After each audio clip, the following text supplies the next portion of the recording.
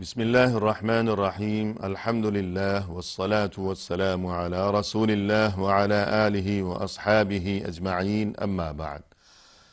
ناظرین کرام السلام علیکم ورحمۃ اللہ وبرکاتہ۔ شرح الادب المفرد کے عنوان سے اس پروگرام کے ہمراہ ہم آپ کی خدمت میں حاضر ہیں، اور یہ جو ہمارا موضوع گفتگو ہے، جو چیز اس پروگرام میں،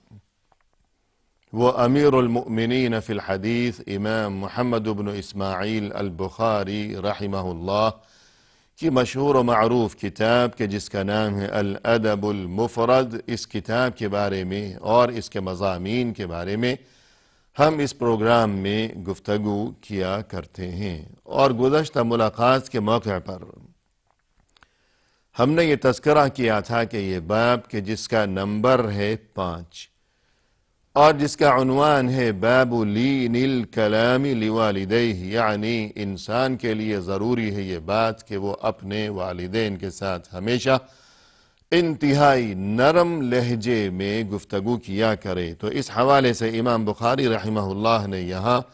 حضرت عبداللہ ابن عمر رضی اللہ عنہما کا ایک اثر درج کیا ہے، اور اس بارے میں ہم مفصل گفتگو کر چکے ہیں۔ البتہ اس کا آخری حصہ کہ انہوں نے اس شخص کو جس کا نام ہے طیسلہ ابن میاس، اسے اس کے استفسار کے جواب میں مخاطب کرتے ہوئے ایک بات ارشاد فرمائی تھی، اور وہ یہ کہ اگر تم اپنی والدہ کے ساتھ ہمیشہ نرم لہجے میں گفتگو کیا کرو، اور اس کے علاوہ یہ کہ تم ہمیشہ ان کے کھانے کا خیال رکھا کرو کہ کھانے کے معاملے میں انہیں کسی پریشانی کا کبھی سامنا نہ کرنا پڑے۔ اگر یہ 2 کام تم کرتے رہو گے تو اس کا نتیجہ یہ ہوگا کہ انشاءاللہ تم ضرور جہنم کی آگ سے محفوظ رہو گے اور جنت میں تمہیں داخلہ نصیب ہو جائے گا، بشرطے کہ کبیرہ گناہوں سے تم اپنا دامن بچائے رکھو۔ تو یہاں پہلی بات تو یہ کہ لو النت لها الکلام، یعنی فرمائے کہ اگر تم اپنی والدہ کے ساتھ ہمیشہ نرم لہجے میں گفتگو کیا کرو، تو یہی وہ بات ہے کہ جس کی وجہ سے امام بخاری رحمہ اللہ نے اس اثر کو اس باب میں درج فرمایا ہے، کیونکہ اس باب کا نام ہے لین الکلام لوالدیہ، کہ والدین کے ساتھ انسان کو چاہیے کہ ہمیشہ نرم لہجے میں گفتگو کیا کرے۔ باب کا نام ہی یہی ہے، اور یہاں بھی یہی بات ارشاد فرمائی ابن عمر رضی اللہ عنہما نے کہ نرم لہجے میں گفتگو کیا کرو اپنی والدہ کے ساتھ، لہذا یہی وجہ ہے کہ اس اثر کو یہاں اس باب میں درج کیا گیا۔ اور دوسری بات قابل غور یہ ہے کہ فرمایا کہ اگر تم یہ دونوں کام کرتے رہو تو جنت میں داخل ہو جاؤ گے، لیکن شرط یہ ہے کہ کبیرہ گناہوں سے اجتناب کرتے رہو۔ اب یہ کبیرہ گناہ کسے کہا جاتا ہے، اس بارے میں بڑی مفصل گفتگو ہے، لیکن انتہائی مختصر طور پر ہمیں اس بارے میں کچھ اندازہ تو ہونا چاہیے، بڑی مختصر معلومات۔ اور اسے یوں بیان کیا جا سکتا ہے کہ اہل علم نے کبیرہ گناہوں کے بارے میں بہت کچھ کہا ہے کہ فلاں گناہ کبیرہ ہے، فلاں کبیرہ ہے، وغیرہ وغیرہ، لیکن جو کچھ بھی کہا ہے اس بارے میں تو حقیقت یہ ہے کہ وہ محض اپنے اجتہاد کی بنیاد پر ہے۔ اجتہاد کیا ہے؟ اپنی طرف سے اپنے علم کی روشنی میں اجتہاد کیا، لیکن یقینی اور قطعی طور پر یہ بات طے نہیں ہے کہ کبیرہ گناہ کون کون سے ہیں۔ یہ چیز پوشیدہ ہے، اور اس میں بڑی حکمت ہے، بڑی مصلحت ہے کہ اس چیز کو پوشیدہ کیوں رکھا گیا۔ مصلحت یہی ہے کہ انسان جب بھی کسی گناہ کے بارے میں اس کے دل میں خیال آئے، رغبت ہونے لگے، تو وہ سوچے کہ شاید یہ گناہ بھی کبیرہ ہو، اور میں یہ کبیرہ گناہ کروں یہ تو بہت ہی بری بات ہو جائے گی۔ تو یوں اس بات کو سوچ کر کہ شاید یہ بھی کبیرہ گناہ ہو، اس بات کو سوچ کر برائی کی طرف اور گناہ کی طرف اٹھتے ہوئے اس کے قدموں میں زنجیر پڑ جائے، اسے لگام لگ جائے، یہ سوچ کر کہ جس طرح اور بھی ایسی بہت سی چیزیں ہیں جنہیں مخفی رکھا گیا ہے، مثلا شب قدر کو لے لیجئے، لیلۃ القدر بتایا نہیں گیا کہ وہ کون سی رات ہے، بس اتنا معلوم ہے کہ رمضان کے آخری عشرے میں ہے، لیکن تحدید نہیں کی گئی کہ بس فلاں رات، بتایا نہیں گیا، مخفی رکھا گیا تاکہ رمضان کے آخری عشرے میں ہر کوئی یہی سوچتا رہے کہ کیا معلوم، کیا خبر کہ آج ہی کی رات لیلۃ القدر ہو اور میں محروم رہ جاؤں، سویا رہ جاؤں، کھیل کود میں مشغول رہ جاؤں، تو ایسا نہ ہو کہیں تو یہ سوچ کر وہ ہر رات عبادت میں بسر کیا کرے رمضان کے آخری عشرے میں۔ یا اسی طرح مثال کے طور پر جمعے کے دن کے بارے میں یہ جو ارشاد ہے کہ جمعے کے دن ایک ایسی گھڑی ہوا کرتی ہے کہ جسے ساعت الاجابہ کہا جاتا ہے، یعنی قبولیت کی گھڑی، دعا کی قبولیت کی گھڑی، کہ انسان جو بھی دعا مانگے اس گھڑی میں تو ضرور اس کی دعا قبول کی جائے گی، لیکن یہ جو اجابت کی اور قبولیت کی گھڑی ہے جمعہ کے دن، اس کو چھپا دیا گیا، پوشیدہ رکھا گیا، بتایا نہیں ہے، بس اتنی بات بتائی کہ ایک گھڑی ہے قبولیت کی، لیکن وہ کون سا وقت ہے بتایا نہیں گیا۔ اب علماء نے اجتہاد کیا، کسی نے کہا کہ 2 خطبوں کے دوران، کسی نے کہا غروب آفتاب سے کچھ پہلے کا وقت وغیرہ وغیرہ، لیکن یہ سب اپنے اپنے اجتہاد ہیں، یقینی بات اس بارے میں کچھ بھی کہنا ممکن نہیں ہے، اس لیے کہ اسے مخفی رکھا گیا ہے تاکہ انسان زیادہ سے زیادہ دعا کرتا رہے جمعہ کے دن، صبح سے شام تک دعا کرے، سارا دن دعا کرے، زیادہ سے زیادہ دعا کرے کہ اس میں اس کا اپنا ہی فائدہ ہے یقیناً۔ کہ جس طرح کوئی بچہ ہے اپنے ماں باپ کی آنکھوں کا تارا اور بہت ہی لاڈلا اور ماں باپ کو بہت اچھا لگتا ہے،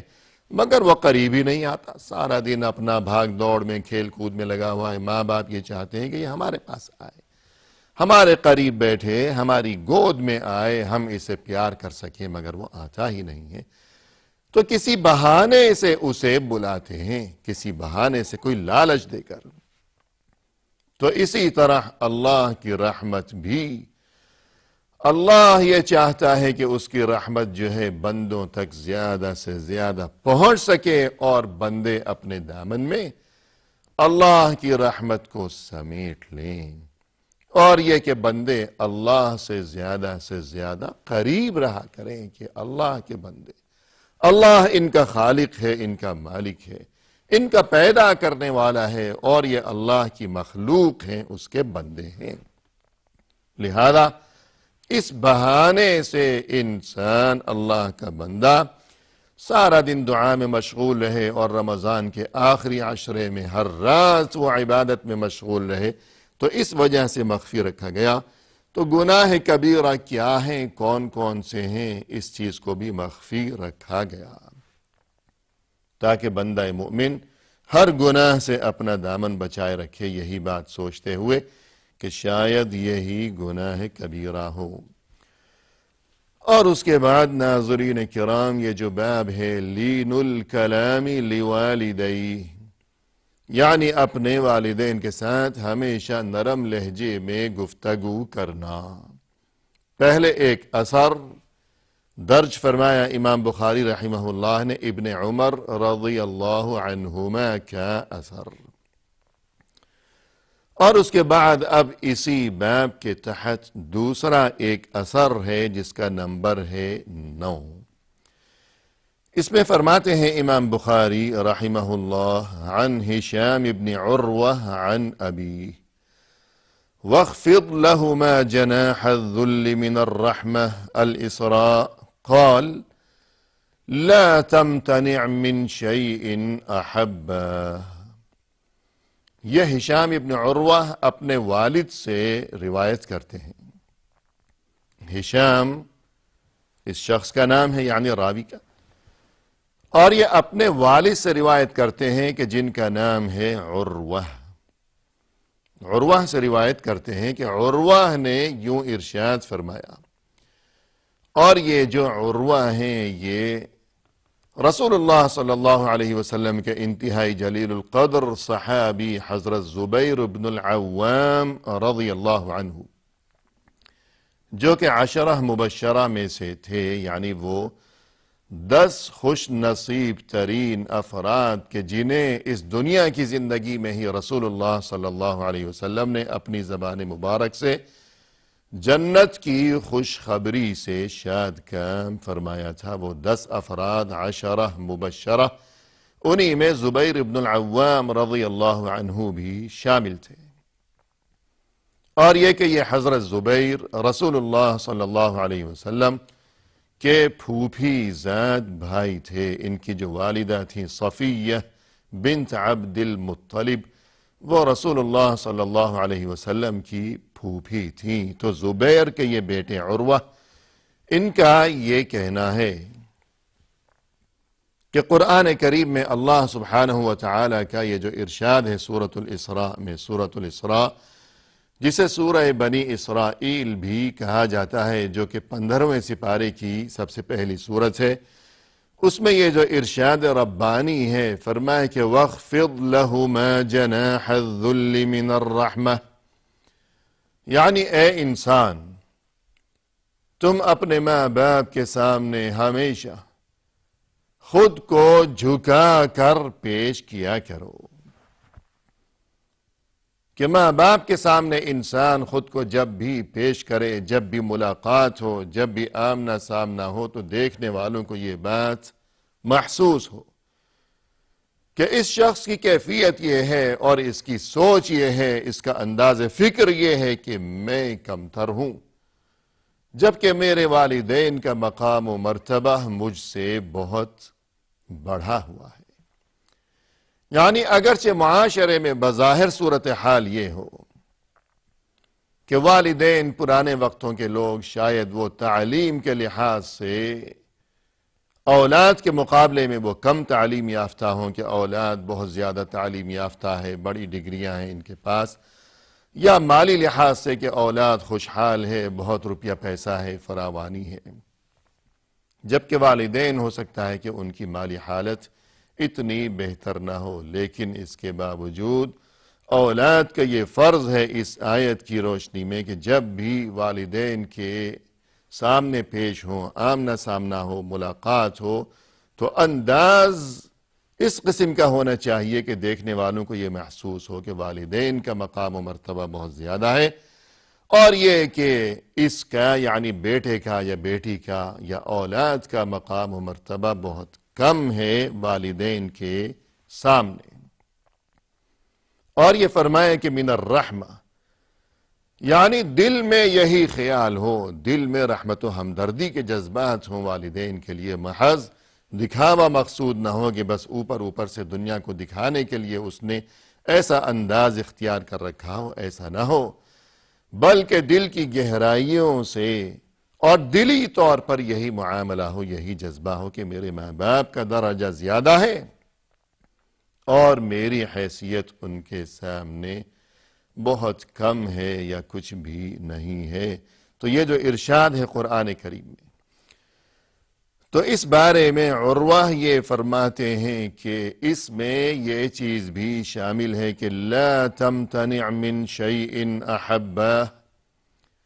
یعنی اگر اولاد کو یہ بات معلوم ہوئی کہ میرے ماں باپ میرے بارے میں یہ چاہتے ہیں کہ میں فلاں کام کروں، ماں باپ کی یہ خواہش ہے کہ میں ایسا ایسا کروں یا ایسا ایسا نہ کروں، کچھ بھی معاملہ ہے کرنے کا یا نہ کرنے کا کہ والدین کی یہ خواہش ہے، جب یہ بات معلوم ہو گئی اولاد کو، تو اب اس آیت کی روح سے اور اس آیت کے مفہوم میں یہ بات بھی شامل ہے کہ جب یہ بات معلوم ہو گئی تو اب اولاد کے لیے یہ بات ضروری ہے کہ جب اسے معلوم ہو گیا کہ میرے والدین کی یہ خواہش ہے کہ میں ایسا کروں، تو اب اسے اپنے والدین کی خواہش کا احترام کرنا چاہیے، اسے وہ کام کرنا چاہیے کہ والدین کی خواہش ہے۔ اگر اس میں کوئی شرعی قباحت نہیں ہے، شرعاً کوئی برائی نہیں ہے، تو اسے وہ کام کرنا چاہیے ضرور۔ یا اسی طرح اگر والدین چاہتے ہیں کہ وہ یہ کام نہ کرے تو نہیں کرنا چاہیے ضرور۔ بہرحال مقصد یہ کہ والدین کی خواہش کا احترام کرنا چاہیے اولاد کو، اس لیے کہ اللہ کا حکم یہ ہے اس آیت میں کہ ان کے سامنے یعنی والدین کے سامنے خود کو جھکا کر پیش کیا کرو۔ اب اولاد کو یہ بات معلوم ہوئی کہ میرے ماں باپ کی خواہش یہ ہے کہ میں ایسا کروں، تو اولاد اگر ایسا کرتی ہے، ماں باپ کی خواہش کا احترام کرتی ہے، تو اس کا مطلب یہ ہوا کہ اولاد خود کو ماں باپ کے سامنے جھکا کر پیش کر رہی ہے اور خود کو کمتر سمجھ رہی ہے، ماں باپ کو اعلیٰ اور بہتر سمجھ رہی ہے۔ اور اگر